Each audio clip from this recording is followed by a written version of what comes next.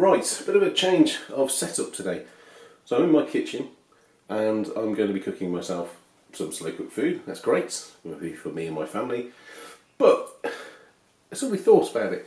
I've heard a few people saying things like food banks are having raw potatoes and things sent back to them because the worry that people have of the cost of actually cooking and preparing them. So it made me think, how much does it actually cost? So I picked up one of these things. It's only going to be good for anything to do with electricity, of course, with a plug. But we're going to start figuring out how much these things cost. Because here's me thinking that my slow cooker is super cheap, but I want to actually know.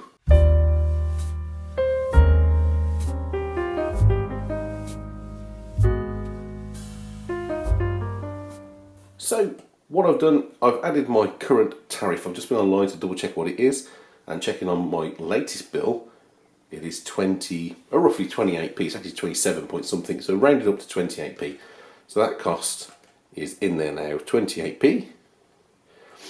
And I'm going to plug it in, and we're going to start with cold water straight from the tap. We're not going to do any warming in kettles or anything like that. Right, so that's all plugged in, brilliant. And now I'm just going to prepare this. I've already got some chicken bones in here from a previous night's roast chicken. And I'm going to sort these vegetables out.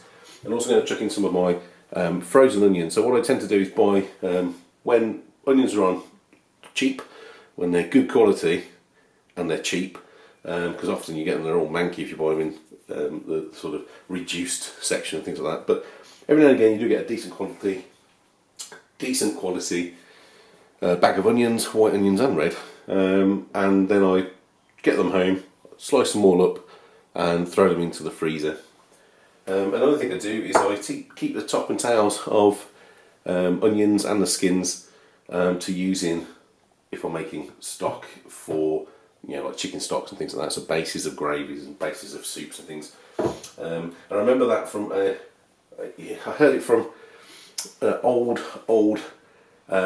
butlers and people who were working in big country houses, and they would get to keep all the offcuts to make their own food, and they were feeling that they were very privileged for that. And it made me think how we can live a little bit more low cost ourselves. Right, let's prepare this veg.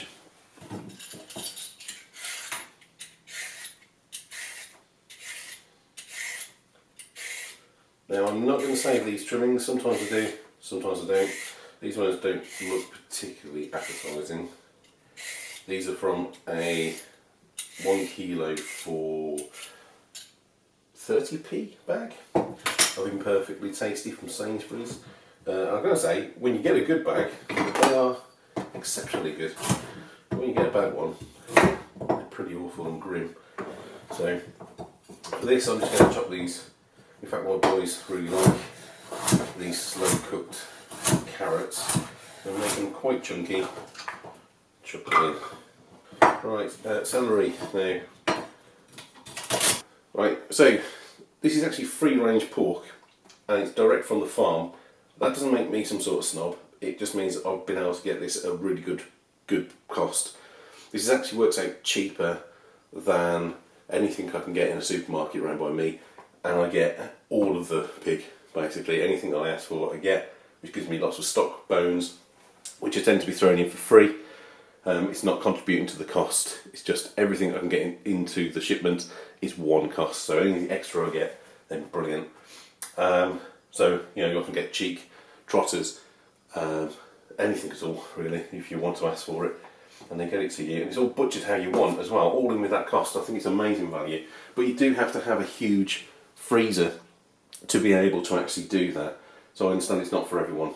Have a big chest freezer. It's something that my mum used to always do. My mum grew up during the Second World War, and a lot of things that I do are based around some of the things I've seen her do when I was growing up, or she's told me about. And one of the things was always get a big chest freezer and get to know a good butcher. So, right, let's pop these in. They're going to go on top of those veggies. And I'm not going to add any more. Now this is not going to make a nice crackling, this will not be crackling, this is just going to cook all that pork down. over 8 hours, and it'll give us a chance to see how much it actually costs to do that. When it comes to the onions, here's a big bag of sliced frozen onions. So those are good to go with anything that you're going to eat directly. You're going to actually eat those onions. Here's a bag of the top and tails and other bits and bobs, a bit of leek in there and all sorts. Those things that go into stock, you will not be eating these, but they do add amazing flavour, and it would just be thrown away otherwise. So I find it a good thing to do. Oh, another thing I like to do with the freezer, so this is going into our freezer in the kitchen. This is easy to access. I have pork ribs there from a pork rib belly joint that we cooked, and any sort of bones, anything you can use for stocks. I like pork because I like to try to make tonkotsu, which is the Japanese base for ramen, which they would do for days and days and days. I don't. I do it for 8 hours, and it makes what I think is a very, very nice tonkotsu. But yeah, it's just good to have. Again, it's trying to minimise food waste, and I hate food waste.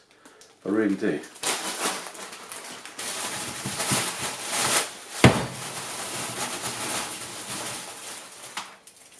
Right, so that's how everything's all ready. We need to put a bit of water in there, get it turned on, and we're going to see exactly in 8 hours' time how much that has cost us. I have no idea. I could do some calculations, but hey, I could buy a gadget. That's the main thing. Right, dodgy angles now. Just so you can see in there, pork hocks, frozen onions.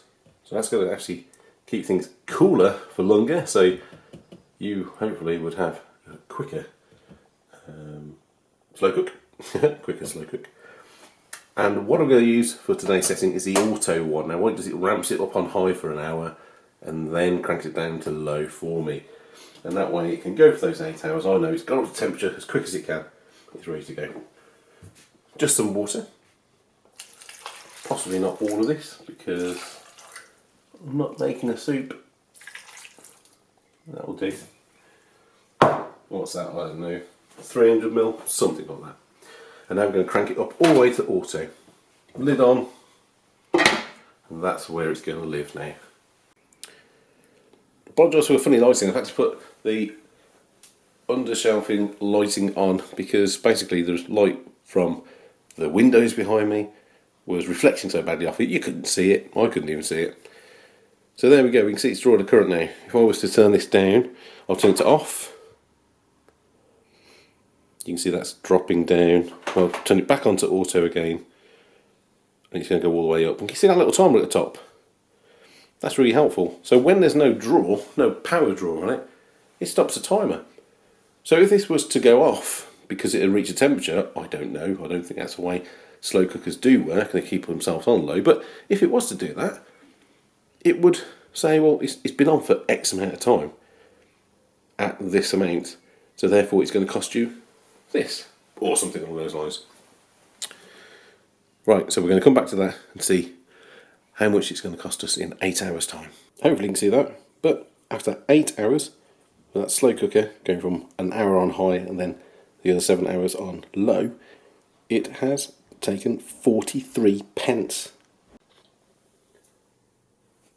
So after 8 hours, these pork hocks are cooked all the way through. And we're going to take this lid off. First time it's been taken off for the 8 hours, and we'll get to find out what it's like. Now, interestingly, that 8 hours of having a slow cooker on its auto setting, so it goes high first of all for an hour and goes down to low for the remaining time. For the 8 hours of that, took 43 pence. So we used 43 pence of electricity to use that slow cooker for the 8 hours. Now, whatever you put in it, I guess it's not going to make too much of a difference, unless you've got something frozen and it's going to take a lot longer. But there you go, 43p. I guess it's up to you to decide whether or not that's expensive or not.